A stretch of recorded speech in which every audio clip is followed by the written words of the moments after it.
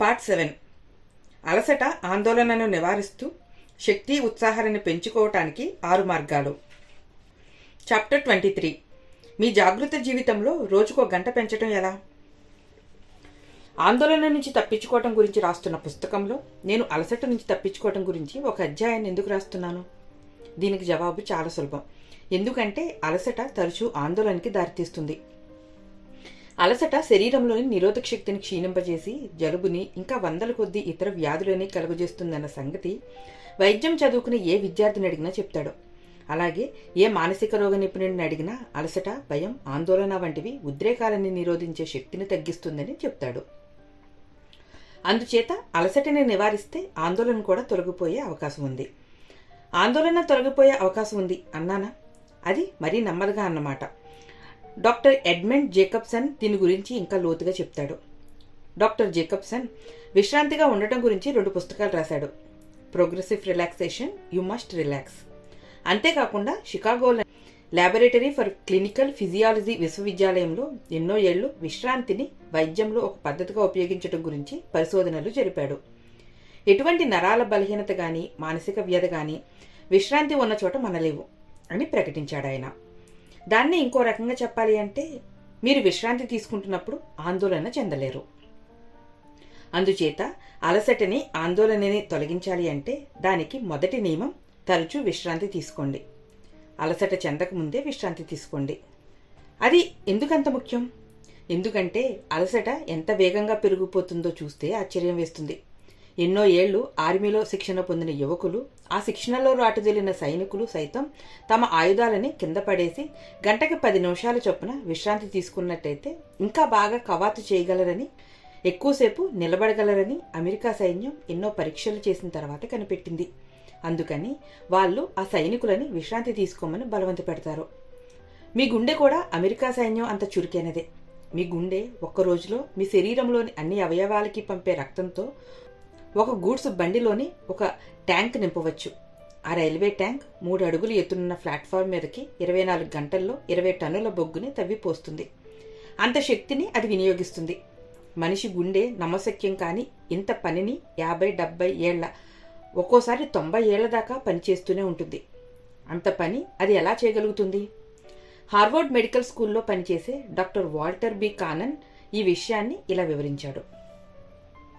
చాలామంది గుండె నిరంతరం పనిచేస్తూనే ఉంటుందనుకుంటారు. నిజానికి ప్రతిసారి సంకోచించిన తర్వాత గుండె విశ్రాంతి తీసుకుంటుంది. నిమిషానికి 70 సార్లు కొట్టుకుంటూ సామాన్యమైన వేగంతో పనిచేస్తున్నప్పుడు గుండె 24 గంటల్లో 9 గంటలు మాత్రమే పనిచేస్తుంది. అంటే మొత్తం మీద అది విశ్రాంతి తీసుకునే క్షణాలన్నింటినీ కలిపితే రోజుకి అది 15 గంటల విశ్రాంతి తీసుకుంటుందన్నమాట. 2వ ప్రపంచ యుద్ధం జరుగుతున్నప్పుడు విన్స్టన్ చర్చిల్ 70వ పదిలోకి అడుగు పెట్టబోతూ ఉన్నాడు. ఆ వయసులో ఆయన రోజుకి 16 గంటలు పని చేయగలిగాడు. అలా ఏళ్ల తరబడి బ్రిటిష్ సామ్రాజ్యం చేసే యుద్ధ ప్రయత్నాలను నిర్దేశిస్తూ పనిచేశాడు. అది అద్భుతమైన రికార్డు. ఆయన ఇలా చేయగలగటం వెనుక ఉన్న రహస్యం ఏమిటి? ఆయన ప్రతిరోజు ఉదయం 11 గంటల దాకా మంచం దిగేవాడు కాదు. మంచంలోంచే ఫోన్లు చేసేవాడు, రిపోర్ట్లు చదివేవాడు, ఆజ్ఞలు జారీ చేసేవాడు, ముఖ్యమైన సమావేశాలు కూడా జరిపేవాడు. మధ్యాహ్నం భోజనం చేశాక 1 గంట సేపు పడుకుని నిద్రపోయేవాడు. సాయంకాలం మళ్ళీ మంచం ఎక్కి రాత్రి 8 గంటలకి భోజనం చేసేదాకా 1 గంట సేపు నిద్రపోయేవాడు. ఆయన అలసటకి చికిత్స చేయించుకోలేదు. చికిత్స చేయించుకోవాల్సిన అవసరం ఆయనకి రాలేదు. దాన్ని ఆయన నివారించాడు. ఎందుకంటే ఆయన మధ్య మధ్యలో విశ్రాంతి తీసుకుంటూ ఉండటం వల్ల తాజాగా మళ్ళీ పని చేయగలిగేవాడు. ఆ రకంగా ఆయన అర్ధరాత్రి దాకా హాయిగా పనిచేసుకునేవాడు. జాన్ డి రాక్ఫెల్లర్ 2 అద్భుతమైన రికార్డులను సృష్టించాడు. అప్పట్లో ఈ భూప్రపంచం మీద ఎవరి దగ్గర లేనంత డబ్బుని అతను సంపాదించాడు. అదీ కాకుండా 98 ఏళ్ళు కూడా జీవించాడు. దాన్ని ఎలా సాధించాడు ఆయన? దానికి ముఖ్యమైన కారణం వంశపారపర్యంగా ఎక్కువ కాలం జీవించటం అనే గుణం దక్కటమే అని అనుకోండి. అదీ కాకుండా ప్రతిరోజు మధ్యాహ్నం ఆఫీసులోనే 1 గంట సేపు కునుకు తీయటం అనే అలవాటు కూడా దానికి తోడ్పడింది. తన ఆఫీసులో ఉన్న సోఫాలో పడుకుని ఉండగా అమెరికా అధ్యక్షుడి నుంచి ఫోన్ వచ్చినా సరే ఆయన నిద్రలేచేవాడు కాదు. వై బి టైర్డ్ అనే తన అద్భుతమైన పుస్తకంలో డానియల్ డబ్ల్యూ జోసెలిన్ రాసిన వాక్యం చూడండి. విశ్రాంతి అంటే బొత్తిగా ఏమీ చేయకుండా ఉండటం కాదు. విశ్రాంతి అంటే మరమ్మతు చేయటం. ఒక 5 నిమిషాల సేపు తీసుకునే విశ్రాంతి అలసటిని దూరంగా ఉంచి ఆ కాస్త సమయంలోనే తిరిగి మన ఉత్సాహంతో పనిచేయడానికి ఉపయోగపడుతుంది.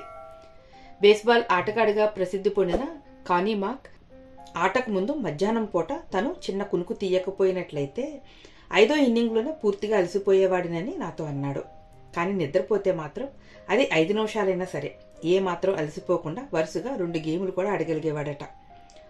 తను వైట్ హౌస్లో 12 ఏళ్ల పాటు ఉన్న సమయంలో అంత పని ఒత్తిడిని తట్టుకుంటూ అలసిపోకుండా ఎలా పని చేయగలిగిందని నేను ఎలినోర్ రూజ్వెల్ట్ని అడిగాను. దానికి ఆమె ప్రజల ఎదుట ఉపన్యాసం ఇవ్వవలసి వచ్చినప్పుడు తను ఒక కుర్చీలో కానీ పెద్ద సోఫా మీద కానీ కూర్చుని కళ్ళు మూసుకుని 20 నిమిషాలు విశ్రాంతి తీసుకుంటానని చెప్పింది. ఒకసారి నేను గాయకుడు కౌబాయ్ అయిన జీన్ ఆట్రీని మెడిసన్ స్క్వేర్ గార్డెన్లో అతని డ్రెస్సింగ్ రూమ్లో ఇంటర్వ్యూ చేశాను. ప్రపంచ రేడియో ఛాంపియన్షిప్లో అతను ఒక గొప్ప ఆకర్షణ. అతని గదిలో ఒక మడత మంచం నాకు కనిపించింది.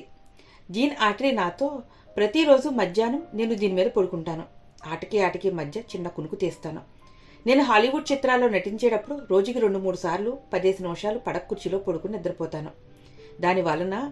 దాని వలన నాకు చాలా ఉత్సాహం కలుగుతుంది అని అన్నాడు. తనకి పని చేయడంలో గొప్ప శారీరక శక్తిని, సహన శక్తిని ఇచ్చేది ఎప్పుడు తలుచుకుంటే అప్పుడు నిద్రపోయే ఈ అలవాటే అని ఎడిసన్ అంటాడు. హెన్రీ ఫోర్డ్ తన 80వ పుట్టినరోజు జరుపుకోవటానికి కొద్ది రోజుల ముందు నేను ఆయన్ని ఇంటర్వ్యూ చేశాను. ఆయన అంత తాజాగాను ఆరోగ్యంగాను ఉండటం నాకు ఆశ్చర్యాన్ని కలిగించింది. ఆయన అలా ఎలా ఉండగలుగుతున్నాడని అడిగాను.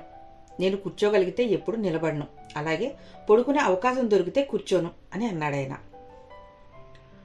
హోరేస్ మన్ని ఆధునిక విద్యా పితామహుడు అంటారు. ఆయన కూడా ఏళ్లు పైబడ్డ కొద్దీ అదే చేశాడు. యాంటియోక్ కాలేజీకి అధ్యక్షుడిగా పనిచేసే రోజుల్లో సోఫా మీద సాగిలా పడి విద్యార్థులని ఇంటర్వ్యూ చేసేవాడు. హాలీవుడ్ చిత్రాలు తీసే ఒక దర్శకుడిని ఇటువంటి పద్ధతినే వాడమని నేను ఒప్పించాను. అది అద్భుతంగా పనిచేస్తుందని ఆయన నాతో అన్నాడు. నేను చెప్తుంది జాక్ చెరటాక్ గురించి. ఆయన హాలీవుడ్లో గొప్ప దర్శకుడిగా పేరు తెచ్చుకున్నాడు. చాలా ఏళ్ల క్రితం ఆయన నన్ను కలవటానికి వచ్చాడు. అప్పట్లో ఎంజీఎం వారి వార్తా చిత్రాల విభాగానికి ముఖ్యుడిగా ఉండేవాడు. అలసటతో నిస్సత్తుగా కనిపించాడు. అన్ని ఉపాయాలు వాడి చూశాడు, టానిక్లు, విటమిన్లు, మందులు, కానీ ఏమీ పనిచేయలేదు. ప్రతిరోజు కొంతసేపు సెలవు తీసుకోమని సలహా ఇచ్చాను. ఎలా? తన కింద పనిచేసే రచయితలతో సమావేశాలు జరిపేటప్పుడు ఆఫీసులో ఏ సోఫాలోనో నడుం వాల్చమని చెప్పాను. మళ్ళీ నేను ఆయన్ని కలిసినప్పుడు, అంటే 2 ఏళ్ల తర్వాత, ఆయన నాతో, ఒక మహాద్భుతం జరిగింది. మా డాక్టర్ నాతో అన్నమాట అదే. నేను మునుపు ఎప్పుడూ కుర్చీలో నిటారుగా కూర్చుని మా డాక్యుమెంటరీ చిత్రాల గురించి చర్చించేవాడిని. ఇప్పుడంతా ఆఫీస్ గదిలోని సోఫా మీద పడుకుని ఆ చర్చలు చేస్తున్నాను. గత 20 ఏళ్లుగా ఎన్నడూ అనుభవించని హాయిని ఇప్పుడు అనుభవిస్తున్నాను. రోజు 2 గంటలు ఎక్కువగా కూడా పనిచేస్తున్నాను. అయినా నాకు అలసట అనిపించటం లేదు అని అన్నాడు. ఇవన్నీ చేయటం మీకు వీలు పడుతుందా? ఒకవేళ మీరు స్టెనోగ్రాఫర్గా పనిచేస్తున్నట్లయితే ఆఫీసు సమయంలో ఎడిసన్ లాగా, శ్యామ్ గోల్డ్విల్ లాగా పడుకోవటం కుదరదు. మీరు అకౌంటెంట్ ఉద్యోగం చేస్తూ ఉంటే ఆర్థిక సంబంధమైన విషయాలని మీ పై అధికారితో చర్చించేటప్పుడు సోఫాలో నడుం వాల్చడం వీలు కాదు. కానీ మీరు ఏదైనా చిన్న ఊళ్ళో ఉంటూ లంచ్కి ఇంటికి వెళ్తూ ఉంటే భోజనం చేశాక ఒక 10 నిమిషాలు కునుకు తీయటానికి మీకు వీలుంటుంది. జనరల్ జార్జీ మార్షల్ ఆ పనే చేసేవాడు. యుద్ధ సమయంలో అమెరికన్ ఆర్మీకి ఆదేశాలు ఇస్తూ అలసిపోయి మధ్యాహ్నాలు ఆయన విశ్రాంతి తీసుకోవాల్సి వచ్చేది. మీకు 50 ఏళ్ల కన్నా ఎక్కువ వయసున్నట్లయితే, పని ఒత్తిడిని తట్టుకోలేనని మీకు అనిపిస్తే, వెంటనే మీకు దొరికినన్ని జీవిత బీమా పాలసీలని కొనేయండి. అంత్యక్రియలకి ఈ రోజుల్లో చాలా ఖర్చు అవుతుంది. పైగా అవి హఠాత్తుగా వచ్చే అవకాశం కూడా ఉంది. మీ జీవిత భాగస్వామి మీ బీమా డబ్బుతో ఇంకో వ్యక్తిని పెళ్లాడాలని అనుకోవచ్చు. మధ్యాహ్నం కునుకు తీయటం మీకు సాధ్యం కాకపోతే రాత్రి భోజనానికి ముందు 1 గంట సేపు పడుకోవడానికి ప్రయత్నించండి. అది కాక్టైల్ కన్నా చవకే. కాలక్రమాన దీనివల్ల 5467 రెట్లు లాభం కూడా కలుగుతుందని మీరు గ్రహించగలుగుతారు. 5, 6 లేదా 7 గంటలప్పుడు సాయంకాలం పూట 1 గంట సేపు పడుకోగలిగితే మీరు మేలుకునుండే సమయానికి రోజుకి 1 గంట ఎక్కువగా జోడించగలుగుతారు. ఎలా? ఎందుకంటే రాత్రి భోజనానికి ముందు 1 గంట సేపు నిద్ర, మళ్ళీ రాత్రి 6 గంటల నిద్ర, అంటే మొత్తం 7 గంటలు నిద్రపోవటం. ఒకేసారి 8 గంటలు నిద్రపోవటం కన్నా మీకు ఎక్కువ మేలు చేస్తుంది. శారీరక శ్రమ చేసే వ్యక్తి ఎక్కువ సమయం విశ్రాంతికి కేటాయిస్తే పని కూడా ఎక్కువగా చేయగలుగుతాడు. బెథల్హేమ్ స్టీల్ కంపెనీలో సైంటిఫిక్ మేనేజ్మెంట్ ఇంజనీర్గా పనిచేస్తున్నప్పుడు ఫ్రెడరిక్ టైలర్ దీన్నే చేసి చూశాడు. కూలీలు రోజుకి దాదాపు 12.5 టన్నుల పోత ఇనుముని మాత్రమే గూడ్స్ బండిలోకి ఎక్కించగలుగుతున్నారని, మధ్యాహ్నం అయ్యేసరికల్లా వాళ్ళు పూర్తిగా అలసిపోతున్నారని అతను గమనించాడు. అలా అలసిపోవటం వెనుక ఉన్న కారణాలన్నింటినీ అతను క్షుణ్ణంగా పరీక్షించాడు. ఆ తర్వాత ఆ కూలీలు రోజుకి 12.5 టన్నులు కాకుండా 47 టన్నులు పోత ఇనుముని ఎక్కించగలుగుతున్నారని లెక్కవేసి తేల్చాడు. అంటే ఇప్పుడు చేస్తున్న దానికి 4 రెట్లు పనిచేయాలని, అలా చేసినా అలసిపోకుండా ఉండాలని నిర్ధారణ చేశాడు. కానీ దాన్ని రుజువు చేయాలి. టేలర్ మిస్టర్ స్మిత్ అనే పనివాడిని పిలిచి స్టాప్ వాచ్ ప్రకారం పనిచేయవలసి ఉంటుందని చెప్పాడు. ఇంకో వ్యక్తి స్టాప్ వాచ్ని పట్టుకుని ఇనుముని ఎత్తినాడు, ఇప్పుడు కూర్చుని విశ్రాంతి తీసుకో, ఇప్పుడు లేచినాడు విశ్రాంతి తీసుకో అని అనాలి. అప్పుడేమైంది? స్మిత్ ఒక్క రోజులో 47 టన్నుల పోత ఇనుమును మోస్తే మిగతా కూలీలు ఒక్కొక్కరు 12.5 టన్నులే మోశారు. ఫ్రెడరిక్ టేలర్ బెత్లెహేమ్లో పనిచేసిన 3 ఏళ్లు స్మిత్ ఇదే వేగంతో పనిచేశాడు. అలసిపోయే లోపల విశ్రాంతి తీసుకోవటం వల్ల స్మిత్ ఇలా పనిచేయగలిగాడు. అతను గంటకి ఇంచుమించు 26 నిమిషాలు పనిచేసి 34 నిమిషాలు విశ్రాంతి తీసుకున్నాడు. అంటే పనిచేసిన సమయం కన్నా విశ్రాంతి తీసుకున్న సమయమే ఎక్కువ.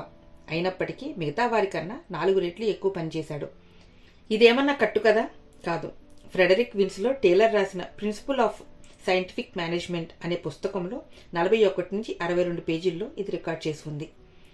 మళ్ళీ ఇంకోసారి చెప్తాను వినండి. సైనికులు చేసే పనే చేయండి, తరచూ విశ్రాంతి తీసుకోండి. మీ గుండె చేసే పనే చేయండి, అలసిపోకముందే విశ్రాంతి తీసుకోండి. అలా చేస్తే మీరు పనిచేసే గంటలకి 1 గంట అదనంగా పనిచేయగలుగుతారు.